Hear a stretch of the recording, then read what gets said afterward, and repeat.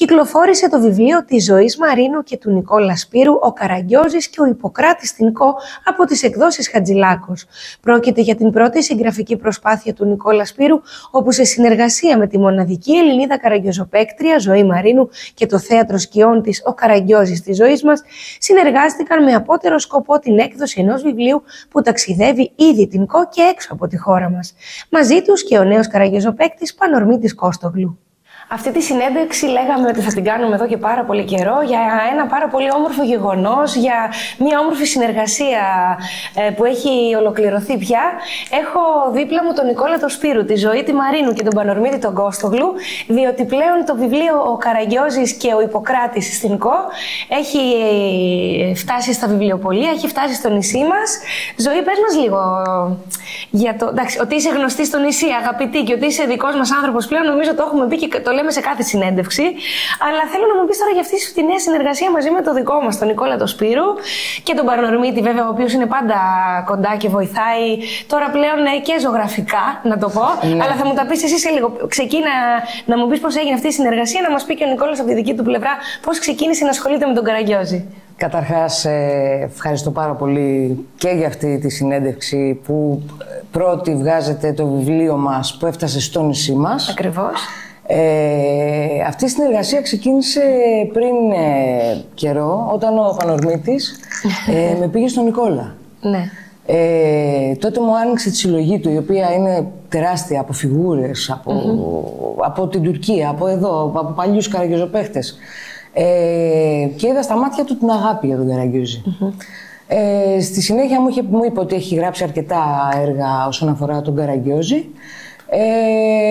Και μετά από πολλές συζητήσεις καταλήξαμε να βγάλουμε το βιβλίο που αφορά την Γκο. Το έργο αυτό αφορά την Γκο, αγαπάει το νησί του πάρα πολύ. Οπότε ξεκινήσαμε με αυτό και φυσικά υπάρχει και συνέχεια.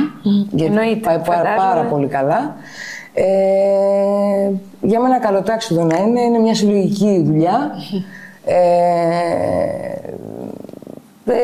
Χαίρομαι απίστευτα που ήρθε και νιώθω ιδιαίτερη συγκίνηση που έχει επάνω το όνομα του Ιπποκράτη και της Κο. Σε κάναμε λίγο ακόμα περισσότερο κόα, έτσι, δηλαδή σιγά σιγά σε παίρνουμε από την πρωτεύουσα. Νησιώτισσα είμαι. Νησιώτισσα είσαι, αλλά εντάξει. Αλλά είμαι, ναι, νιώθω και κόα, δηλαδή με χαιρετάνε και νομίζουν όλοι ότι είμαι από εδώ. Έτσι, πραγματικά. Πήγαμε λοιπόν στην Πράγα, ήρθα σε επαφή εκεί με την Ομοσπονδία των Ελλήνων, με την κυρία Τασούλα, η οποία είναι μια πολύ αξιόλογη κυρία, η οποία είναι καθηγήτρια πανεπιστημίου εκεί στο Πολυτεχνείο. Της έδειξα το τι κάνουμε εμείς εδώ στην ΚΟ, ο Νικόλας, η Ζωή, ο Πανορμήτης, τα καλλιτεχνικά. Έχουν ένα ενδιαφέρον, γιατί να ξέρεις ότι στο εξωτερικό είναι πιο ανοιχτοί στις τέχνες. Δηλαδή έχουν καθηγήτριες μουσικής πολύ καταρτισμένες, καθηγήτριες τραγουδιού, καθηγήτριες του χορού, έχουν δικό τους σχήμα, κάνουν πολλά πράγματα. Αλλά τους ενδιαφέρει αυτό εδώ πιο πολύ, γιατί στο εξωτερικό δεν υπάρχει ο Καραγκιόζης. Δεν ξέρουν τι είναι το θέατρο σκιών. Κάποιοι ξέρουν. Ναι. Τώρα, εκεί που πήγα εγώ, δεν το ξέρουν και επειδή είχα και πιο εύκολη πρόσβαση εκεί, γιατί η σύζυγός μου είναι από την Πράγα, και πήγα εκεί λοιπόν και ξεκίνησα και τους έκανα μια παρουσίαση. Θα τα δείξετε εδώ. Εννοείται. Είχε παιδιά, τους είπα για τον Καραγκιόζη. Φτιάξαν φιγούρες, χαρτοκοπτική, είδανε τον DVD με τον Καραγκιόζη και τους δεινόσαυρους. Και τον Ζηνόσαυρους.